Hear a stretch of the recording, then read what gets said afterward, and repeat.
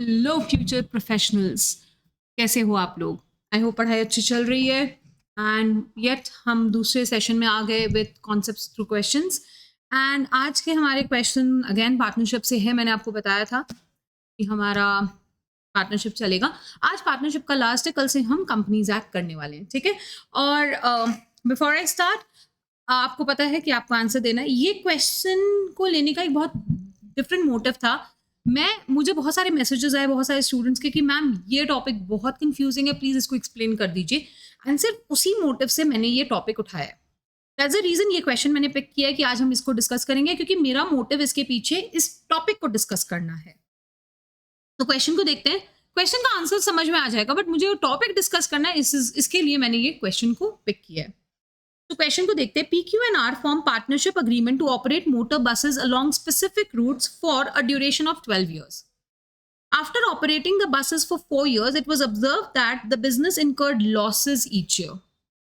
तो इन्होंने एक ड्यूरेशन ऑफ 12 years के लिए पार्टनरशिप बनाया। That means it's a partnership for a fixed period, correct?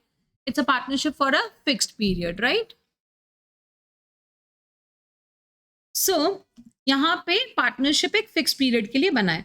After operating the buses for 4 years, it was observed that the business incurred losses every year. So they have just done the business for 4 years and they realized that the firm is suffering losses every year. So perpetual losses is happening. Perpetual losses is happening. Now see, the question, ma'am, is it about fixed period? What is, abhi tak question khatam nahi hua hai. Despite this, P is determined to continue the business for the remaining period. That means P is like, no, for the rest 8 years, I want to continue the business. Examine, can P insist to continue the business? So basically, the question is about, can the firm be dissolved or not? Correct? So this question somewhere relates to dissolution. And this is actually what I wanted to discuss. Dissolution of firm, when I say, means the whole existence of the firm comes to an end. And guys, remember, dissolution can happen without the order of the court, या फिर वो हो सकता है with the order of the court. So basically ये पूछ रहे हैं कि P insist कर रहा है कि हम business continue करना चाहते हैं, तो उसको obviously dissolution से लेके है question. उसके बाद अगर क्वेश्चन को देखो, if so what options are available to Q&R who are reluctant to continue, मतलब वो लोग डिसॉल्व करना चाहते हैं। तो इस क्वेश्चन को डिस्कस करने से पहले या क्या आंसर लिखेंगे, हम डिसोल्यूशन ऑफ फर्म के बारे में थोड़ा सा देखते हैं। डिसोल्यूशन ऑफ फर्म कैसे हो सकता है?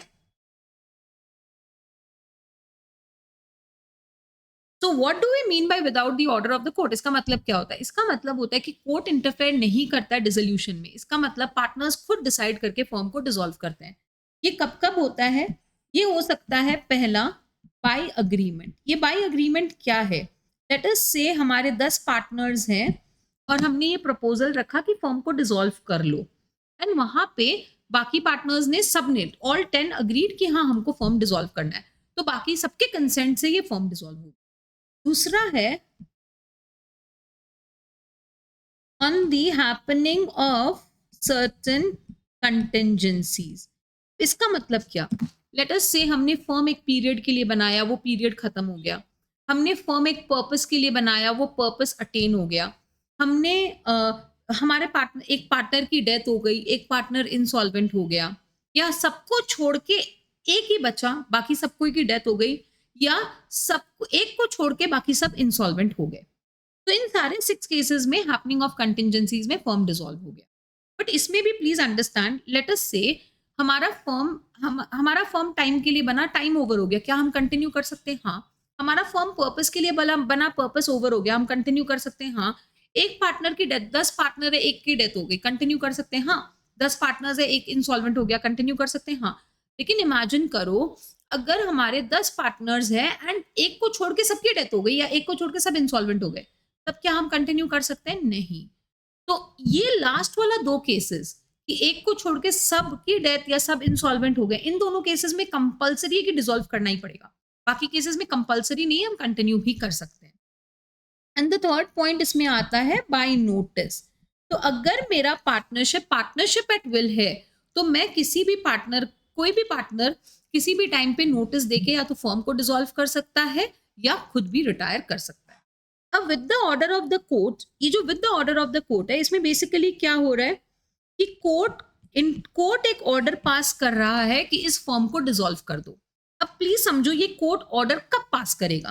कोर्ट ये ऑर्डर तब पास करेगा या किसी ने अगर एप्लीकेशन दिया है कोर्ट को कि प्लीज इस फर्म को डिसॉल्व कर दो। ये एप्लीकेशन कौन दे सकता है? कोई पार्टनर दे सकता है या कोई थर्ड पार्टी भी दे सकता है। कोई भी एप्लीकेशन दे सकता है कि इस फर्म को डिसॉल्व कर दो। ऐसे एप्लीकेशन पे कोर्ट डिसॉल्व कर सकता है अगर कुछ कुछ केसेस में permanent incapacity of an active partner. मतलब परमानेंट इनकैपेसिटी मतलब क्या? रिबैंडेड नहीं। परमानेंट इनकैपेसिटी का मतलब हुआ वो इंसॉल्वेंट, वो पागल हो गया, पैरालिसिस हो गया, परमानेंटली अब वो नहीं करने लायक है कुछ काम।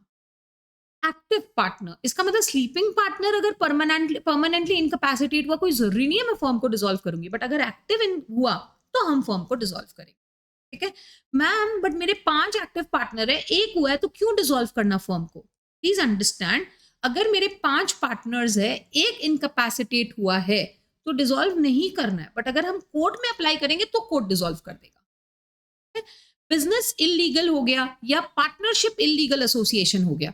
पार्टनरशिप इलीगल एसोसिएशन का मतलब है 50 से ज्यादा मेंबर्स होना।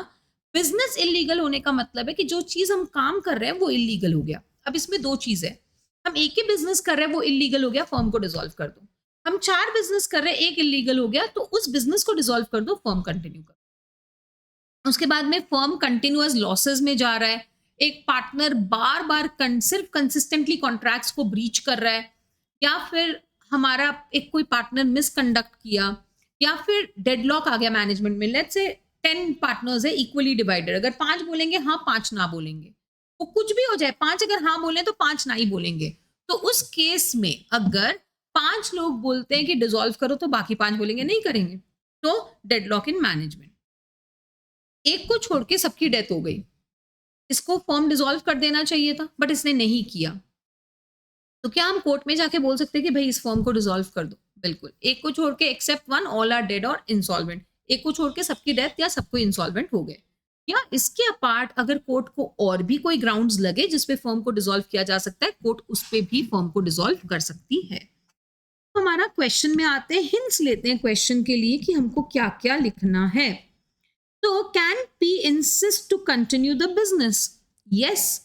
क्यों? क्योंकि पार्टनरशिप तभी डिसॉल्व होगा जब सबका कंसेंट मिले, फर्म तभी डिसॉल्व होगा तब सबका कंसेंट मिले। तो यहां पे आप लिखोगे डिसोल्यूशन बाय अग्रीमेंट के बारे में कि एक फर्म डिसॉल्व हो सकता है with the consent of all. ठीक है, तो यस आंसर है yes, P can insist on continuing the firm. If so what options are available to Q and R? तो यहां पे हम लिख सकते हैं dissolution by court due to perpetual losses. तो इसका मतलब क्यू एंड आर कोर्ट में अप्लाई कर सकते हैं कि देखो भाई ये फर्म सिर्फ लॉस ही ले रहा है, इसको प्लीज डिसॉल्व कर दो। तो ये सेकंड केस में हम कर सकते हैं। अब जब आंसर लिखोगे कैसे लिखोगे? Therefore P can insist to continue the business and he can and the business will continue. उसके बाद एक लाइन छोड़ के नेक्स्ट लाइन में आ जाओ, what are the options available to P Q and R if they are reluctant to continue, मतलब वो लोग कंटिन्यू नहीं करना चाहते। तो क्या लिखोगे? If P, Q and R are reluctant to continue the business or they don't want to continue the business, firm cannot be dissolved unless P gives his consent. So they can move to the court to dissolve the firm on the grounds of perpetual losses. ठीक है, तो ये हमारे provisions रहेंगे। तो इसके साथ हमारा आज का सेशन खत्म होता है एंड आई होप आपको समझ में आया। कल से हमारा कंपनीज एक्ट स्टार्ट होगा। So I will see you in the next video. Till then I hope आपको लॉ लॉजिकली समझ में आया। Thank you so much.